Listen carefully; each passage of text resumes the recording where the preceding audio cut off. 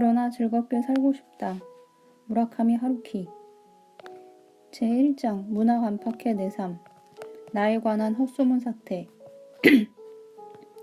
소문이란 그 나름대로 꽤 재미있는 것이다. 나는 교우관계가 그다지 넓은 편이 아니라서 정확하게 말하면 좁다. 소문에 말려드는 일이 별로 없지만 그래도 전혀 나 모르는 나에 대한 소문을 듣게 되는 경우가 종종 있다. 요즘에는 고맙게도 그리 나쁜 소문은 들리지 않는다. 무라카미가 BMW를 산 것 같아 라든가 살 리가 없다. 무라카미는 매일 두부를 3모나 부쳐 먹는데 라든가 한 부밖에 안 먹는다. 그 정도의 것들이다. 이해가 잘 안 가서 어째서 내가 하루에 두부를 3모씩 부쳐 먹어야만 한답니까? 하고 상대방에게 물어보면 아니 잡지 인터뷰에서 그렇게 대답하지 않으셨어요? 라고 묻는다. 잘 생각해보니 확실히 그렇게 대답을 한 기억이 있다. 몇 번이고 인터뷰를 하다 보면 질문이 거의 비슷해서 따분해지기 때문에 때때로 입에서 나오는 대로 함부로 대답해버리게 된다. 좋아하는 거요? 두부부침이에요. 하루에 3모는 먹는 것 같네요. 하는 식이다. BMW도 어딘가에서 농담으로 말했는지는 모르지만 전혀 생각이 나지 않는다. 이런 식으로 세상을 깔보며 살다가는 언젠가 안 좋은 꼴을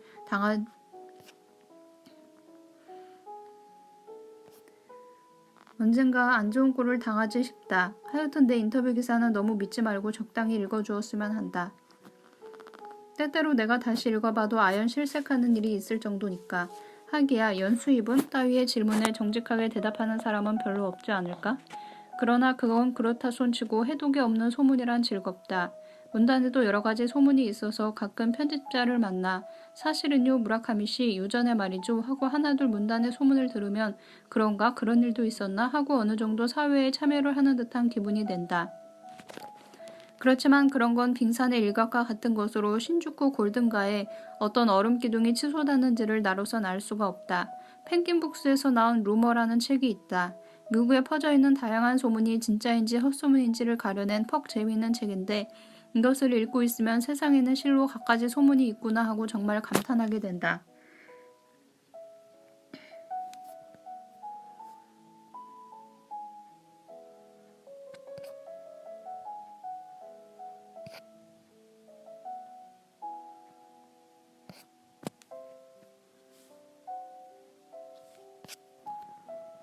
예를 들면 존 딜리저의 페니스는 너무 커서 스미소니언 박물관에 보존되어 있다라는 것은 헛소문이고 아인슈타인의 뇌는 위치타의 의사가 병원에 담아 보관하고 있다는 건 사실이다. 아인슈타인은 사후에 자신의 뇌를 연구용으로 써달라는 말을 남기고 죽었는데 그게 돌고 돌아 위치타까지 흘러들어가 병에 담긴 채 사이다 상자 속에 처박혀 있다는 것이다. 1943년에 주조된 1센트짜리 동전을 포도사에 가져가면 새 차를 한 대 준다라는 소문도 있는데 이것은 유언비어이다. 그러나 1943년에 1센트짜리 동전은 희귀해서 실제로 새 차 한 대 정도의 값으로 흥정을 한다고 하니까 새빨간 거짓말이라고는 할 수 없다. 미국판 플레이보이지 표지 타이틀에 P자에 별이 몇 개 붙어있는가가 1978년 이전의 플레이보이지를 가지고 계신 분들은 체크해 보십시오. 바로 편집장인 휴 해프너가 그의 파트너와 그달에 몇 번 섹스를 했는가를 나타내는 것이라고 믿고 있는 사람도 많았다. 그러나 이것은 유감스럽지만 헛소문이다. 플레이보이즈는 지역별 용도별로 달리 편집되고 있었고 별의 개수는 그 표시였던 것이다. 문학에 관계된 것으로는 토머스 핀처는 J.D. 셀린저의 필명이라는 굉장한 소문이 있다. 이것은 진짜 완벽한 헛소문이다. 셀린저가 자택에 틀어박혀 있었고 핀천이 사진을 발표하지 않고 사람들 앞에 나타나지 않은 탓에 그런 소문이 퍼지게 됐다. 이렇게 말하는 나도 남들이 모르는 필명을 2개 정도 갖고 있지만 말이다. 프랑스에서 제리 루이스는 채플린과 쌍벽을 이룰 만큼 대단한 평가를 받고 있다라는 소문은 사실이다. 그 이유는 알 수 없지만 필시 프랑스인들이 와인을 너무 많이 마시기 때문일 거라고 저자는 쓰고 있다. 그리고 구리코 모리나가 사건을 보아도 알 수 있듯이 식품 관련 회사는 근거 없는 유언비어의 희생양이 되기 쉽다. 예를 들면 맥도날드 햄버거에 들어있다고 소문이 났던 것만 해도 고양이 고기, 캥거루 고기, 거미알, 지렁이 등등 헤아릴 수 없을 정도다. 그래서 맥도날드사는 광고를 할 때 항상 100% 쇠고기를 강조하는 것이다. 담배 회사인 체스터필드 회사는 한때 공장에서 문둥병 황제아가 발견됐다라는 소문에 휩쓸려 어려움을 겪었던 적이 있다. 회사는 탐정 몇 명을 고용해서 그 소문의 발생지에 가장 가까운 25명 중 범인을 밝혀내는데 $1,000를 걸었지만 어느 누구도 그 $1,000를 손에 넣을 수가 없었다. 엉킨 실타래를 풀듯이 어느 정도 소문의 전파 경로를 거슬러 올라갔지만 좀처럼 발생지에는 이르지 못했던 것이다. 남에게 해가 되는 거짓말이란 대단히 무서운 것이다. 며칠 전 어떤 여성 편집자에게서 무라카미 씨도 꽤 짓궂더군요. 너무해요. 하는 소리를 들어서 그 소문의 발생지를 캐어보니 아니나 다를까 안자이 미즈마루 씨였다. 곤란하다고요, 그런 짓은. 그러나 자유업은 즐겁다. 대도시에서 자유업을 공연히 화려한 직종으로 보는 경향이 있어서 성인 남자가 대낮부터 빈둥빈둥 놀고 있어도 이상한 눈으로 쳐다보는 일이 별로 없다. 그렇지만 나처럼 대도시를 벗어나 도심지의 집세가 너무 비싼데 질려서 교외의 중소도시를 전전하고 있는 사람에게는 그 나름대로 고충이 많은 직업이 자유업이다. 우선 첫째로 다른 사람들이 자유업이란 개념을 이해하지 못한다는 점이다. 그 중에서도 제일 싫은 것은 보너스 시즌의 은행이다. 정말 싫다 해도 이것처럼 싫은 건 없을 것이다. 창구의 업무가 끝나기를 의자에 앉아 기다리고 있으면 어김없이 은행 직원이 다가와선 보너스를 어떻게 하실지 결정하셨습니까? 하고 묻는다. 그런 걸 결정할 턱이 없으니까 정하지 않았는데요? 라고 대답하면 그러시면 우선 이 정기예금을 드시고 이러쿵저러쿵 하고 얘기하기 시작한다. 그래서 저 보너스가 없는데요? 라고 하면 상대방은 하나같이 네? 하는 멍한 눈으로 나를 쳐다본다.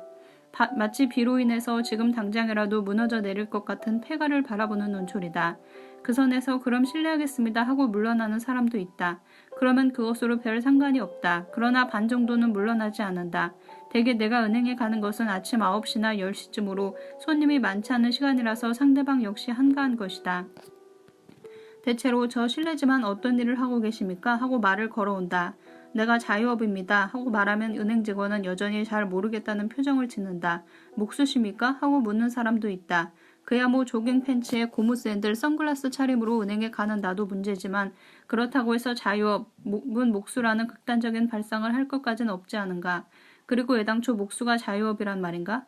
그래서 어쩔 수 없이 문필업인데요. 하면 아 그렇습니까? 토지를 분필하는 일을 하시는군요 하는 사람까지 있다. 이것도 잘 이해가 안 간다. 확실히 은행원다운 발상이기는 하지만 도대체 분필업이란 직종 자체가 세상에 있기는 한 걸까? 직종별 전화번호부를 찾아봤지만 그런 건 어디에도 없었다. 분필업도 없고 문계업, 역주, 분필업과 함께 일본의 음은 분필스교로 갔다. 또 없다. 분필스교라고 하면 필연적으로 문필업이다. 그리고 귀찮아서 저술업입니다 라고 고쳐 말하면 그제야 상대방도 대충 알아듣는다. 나우키상이라도 타시게 되면 우리 은행에 몽땅 예금해 주십시오 하하 하고 가는 사람도 있다. 이런 사람은 도대체 어떤 생각을 가진 사람일까? 아마 친절하게 격려를 하려는 뜻이겠지만 이쪽으로선 누가 예금 따위를 한대 하는 기분이 든다. 그렇지만 이 정도도 아직은 나은 편이다. 심한 경우에는 저술업입니다 라고 해도 알아듣지 못한다. 아 그러십니까? 저술업이십니까? 라고 하기에 겨우 뜻이 통했구나 하고 생각하면 그럼 졸업한 다음에 보너스를 타시면 그때는 꼭 저희 은행에 라고 말해서 사람을 이만저만 실망시키는 게 아니다. 36살이나 먹은 남자를 붙잡아 놓고 졸업이니 뭐니 할 말이 아니지 않나 하고 생각하지만 뭐 은행에는 은행 나름대로의 가치관이 있고 세상을 파악하는 방식이 있나 보다. 난 잘 모르겠다.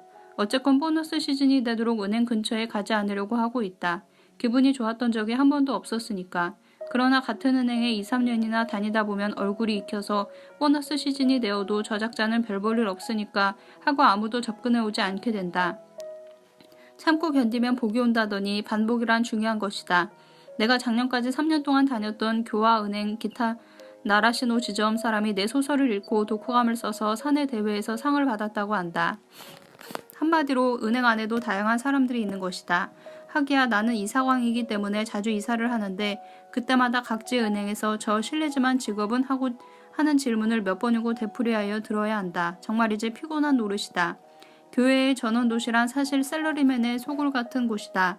아침 9시가 지나면 성인 남자라고는 집 배운 아저씨나 채소가게 아저씨 말고는 전혀 볼 수가 없다.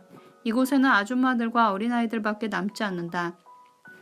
그런 교회의 전원도시 같은 곳을 어슬렁어슬렁 산책하다 오락실에 들어가거나 냄비를 들고 두부를 사러 가거나 하니 이웃에서도 별로 곱지 않은 눈으로 본다. 슈퍼에 가서 물건을 사다 보면 박앤세일을 하는 생리용품을 대형 상자로 잔뜩 사고 카운터에 서 있는 아줌마들 틈에 끼어 이건 또 뭐야 싫다 싫어 대낮부터 왜 이런데 남자가 있는 거야? 하는 느낌에 눈을김을 당하기가 일쑤다. 자유업이란 것도 여러 가지로 괴로운 점이 많은 직업이다. 그래도 꼭 자유업을 갖고 싶다고 생각하는 사람은 도쿄의 미나토구 근처에서 살면 아무 눈치도 볼 필요 없고 내 멋대로 살아갈 수 있으니 즐겁기 그지없다. 세일러복을 입은 여학생 같은 연필. 얼마 전에 볼 일이 좀 있어서 어떤 잡지사의 편집자를 만난 뒤에 술을 마시면서 둘이서 세상 이야기를 하고 있자니 왠지 모르게 화제가 학용품에 대한 걸로 흐르고 말았다. 학용품 얘기는 나도 무척 좋아하므로 볼펜은 이런 게 좋다는 둥, 지우개는 이런 것만 쓴다는 둥 하고 술자리에서 두서없이 얘기를 이어가는데 그러던 중 상대방이 그런데 무라카미 씨는 어느 정도로 딱딱한 연필을 쓰시나요? 하고 물었다. 나는 늘 F10 연필을 쓰고 있으므로 저 F연필인데요 하고 대답했다.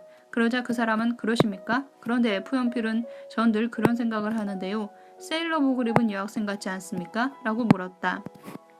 그때는 술자리였으므로 하긴 그럴지도 모르겠군요. 세상에는 다양한 감수성이 있는 것 같습니다. 하는 정도로 웃어넘겨버리고 곧 다른 화제로 옮겨가는데 시간이 지날수록 그 얘기가 점점 마음에 걸렸다. 어째서 F연필이 세일러복을 입은 여학생인지 한번 의아해하기 시작하니 생각하면 생각할수록 그 이유를 알 수 없어서 머릿속이 복잡해졌다. 그리고 뭐가 뭔지 영문도 모른 채 정말로 F연필이 단정하게 세일러복을 차려입은 여학생으로 보이게 됐다. 이렇게 되면 여간 난처한 게 아니다.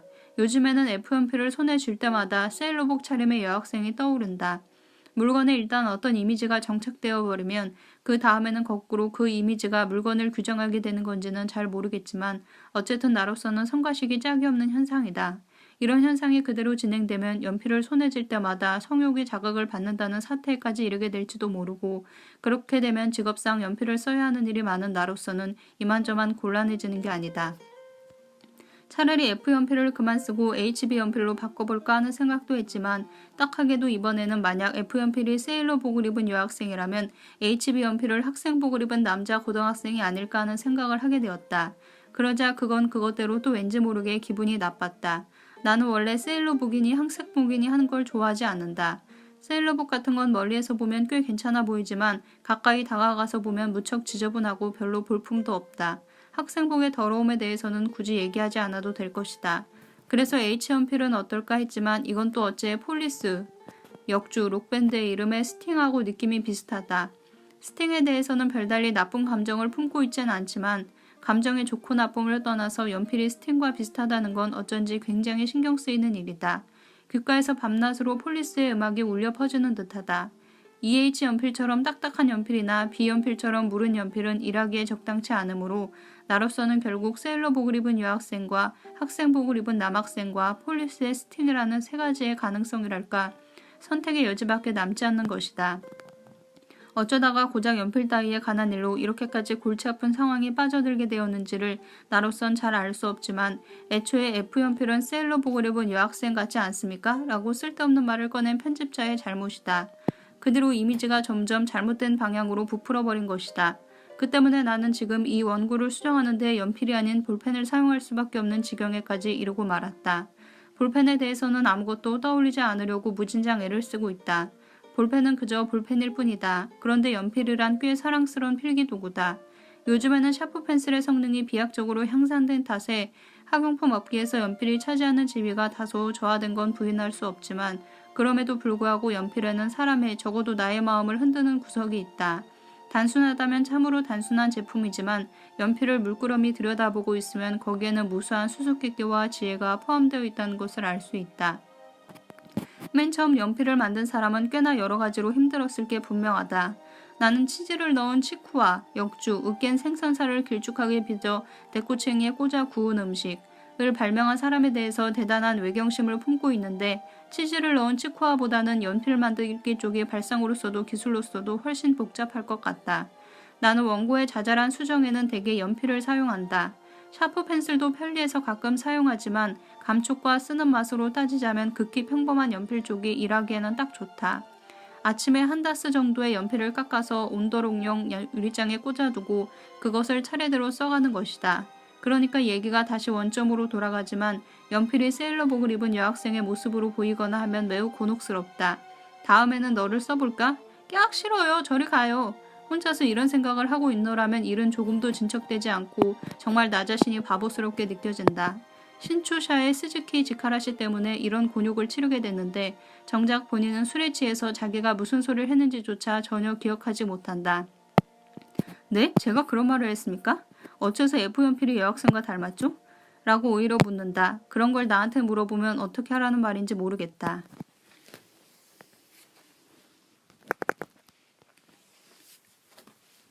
영화 중독증. 장편 소설을 쓰는 일이 겨우 마무리되고 필름 교정도 끝나 출판되기만을 기다릴 때가 나에게는 가장 마음 편하고 평온한 시기다. 쓰고 싶은 건 다 썼고 일단 해야 할 일도 없으니까 그렇긴 해도 때로는 생활을 위해 이런 원고도 쓰곤 하지만 매일 멍하니 템바루에 앉아서 고양이랑 봄볕을 쬐는다. 나는 내가 쓴 글이 활자화되어 세상에 나올 때까지는 도무지 다음 소설에 착수하지 못하는 성격이기 때문에 몇 개월쯤은 좋건 싫건 빈둥빈둥 놀면서 보내게 된다. 이렇게 하강 기류를 탄 것처럼 마음 편한 시기에는 대체로 영화를 왕창 본다. 최근에는 비디오 테이프도 많아졌고 나도 자주 대여점 신세를 지고 있지만 역시 이런 한가한 시기에는 영화관까지 전철을 타고 진출해서 어둠 속에서 스크린을 노려보다가 맥주집에서 한 잔 걸치고 돌아오는 게 제일이다. 영화관에서 보고 있는 한 마누라가 저것 좀 봐요. 다이안 키튼이 입고 있는 저 스커트 괜찮지 않아요? 라며 쿡쿡 찌르는 일도 없고 잠깐 되돌려봐요. 저 플로어 스탠드 비쌀 것 같네. 하는 일도 없다. 플로어 스탠드 따위는 아무래도 좋지 않은가. 이번 봄에도 그런 이유로 해서 엄청나게 많은 영화를 보았다. 듄, 모래 흑성을 보고 2010년을 보고 터미네이터와 리틀 드러머 걸을 보고 네버엔딩 스토리를 보고 어째서 타이틀을 우리말로 번역하지 않은 걸까? 아마데우스를 2번 보고 사랑에 빠져서와 슈터문을 보고 베스트 키드를 보고 바빠서 놓쳤던 보디 더블과 젊은 사자들. 이 영화는 에스콰이어지 선정 1984년도 좋지 않은 영화다. 를 재개봉관까지 쫓아가서 보고 오래간만에 방화도 보고 그야말로 닥치는 대로 봤다. 이 정도로 연달아서 영화관에 드나들면 과연 영화를 보았구나 하는 보람 같은 게 느껴진다. 영화라는 것은 의자에 털썩 앉아서 머리를 텅 비워놓고 있으면 저쪽에서 알아서 필름을 돌려 진행시켜주므로 정말 편하다. 영국이나 콘서트 같으면 오늘은 흥이 덜 나는 게 아닌가 라든지 어딘가에서 사고가 일어나는 건 아닌가 내지는 박수는 이 정도만 치면 될까 하는 등 나름대로 신경을 쓰지 않으면 안 돼요. 좀처럼 머리를 비워놓을 수가 없다. 그러니까 컨디션이 좋지 않을 때는 아무 죄 없는 할리우드 영화를 멍하니 보는 게 상책이다. 뭔가 개몽을 시키려 들면 오히려 기분이 나빠지고 만다. 이번에 본 일련의 영화들은 모두 비교적 재미있고 심하게 개몽시키려는 부분도 없어서 즐거운 시간을 보낼 수 있었다. 트루먼 카포티는 그의 소설 속에서 영화를 종교적 의식에 비유했는데 확실히 그런 말을 들으면 또 그런 것 같기도 한다. 어둠 속에서 혼자 스크린과 마주하고 있으면 왠지 내 혼이 잠정적인 장소로 밀려난 듯한 기분이 든다. 그리고 몇 번이고 계속해서 영화관을 드나드는 사이에 그런 기분이 내 인생에 있어서는 계속 이어져야 할 중요한 요소가 아닐까 하는 생각을 하게 되는 것이다. 이것이 바로 영화 중독이다. 일찍이 나에게도 그런 시절이 있었다. 그때는 하루가 멀다 하고 영화관을 찾았다. 마침 학원 분쟁이 일어났던 무렵이어서 수업이 거의 없었기 때문에 아파트와 아르바이트와 영화관이라는 트라이앵글을 뱅글뱅글 돌았었다. 물론 매일매일 볼 수 있을 만큼 영화가 많지 않았기 때문에 결국 같은 필름을 몇 번이나 되풀이해서 보거나 아무짝에도 쓸모없는 B급, C급 영화를 뼈다귀라도 쪽쪽 빠는 듯한 기분으로 보았다. 그러다 보니 꿈속에서 MGM의 사자가 포효를 하기도 하고 도웨이의 파도가 부서지고 20세기 폭스의 라이트가 광고와 함께 돌아가기도 했다. 여기까지 이르면 이건 이미 완벽한 병이다. 그러나 지금에 와서 생각해보면 이른바 명작보다는 볼만한 영화가 없어서 어쩔 수 없이 되풀이해서 봤던 필름이나 별 내용도 없는 작품 쪽이 생생하게 기억나니 이상한 일이다. 별 내용도 없는 B급, C급 작품은 이른바 명작과는 달리 내 스스로가 어떻게 해서든 괜찮은 부분을 찾아내려고 노력하지 않으면 단순한 시간 낭비가 되고 만다. 그런 긴장감을 그대로 마음에 확실하게 새겨두었기 때문에 훗날까지 기억에 남는 건 아닐까? 한마디로 영화라 해도 보는 방법에는 여러 가지가 있는 것이다. 이번에 본 영화 중에서 그런 B급, C급 작품 감상의 묘미를 맛보게 해준 건 뭐니뭐니 해도 존 밀리어스의 젊은 사자들이었다. 다들 이 영화를 호전적이며 황당무계한 영화라고 말하고 분명히 그렇기도 하지만 자세히 보면 상당히 재미있는 부분도 있다. 내가 가장 재미있게 여긴 것은 미국이 소련과 쿠바 연합군에게 점령당한 데 대해 미국의 소년들이 게릴라전으로 저항한다는 상황 설정이다. 생각해보면 이것은 베트남 전쟁에 대한 미국인의 입장과 위치관계가 완전히 역전된 것이다. 물론 상황 설정 자체가 상당한 무리가 있고 작품 자체가 뒤죽박죽이었지만 뒤죽박죽인 만큼 생각하기에 따라서는 끈질기고도 강인한 반전 영화로 완성되어 있는 건 아닐까 하는 생각도 든다.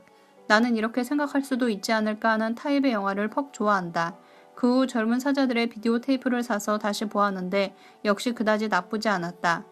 로키 4나 람보 2 같은 훨씬 노골적인 반공 영화가 나온 지금으로선 고상하게 비춰지는 장면도 있다. 밀리어스가 너무 일찍 시도했던 건 아니었을까?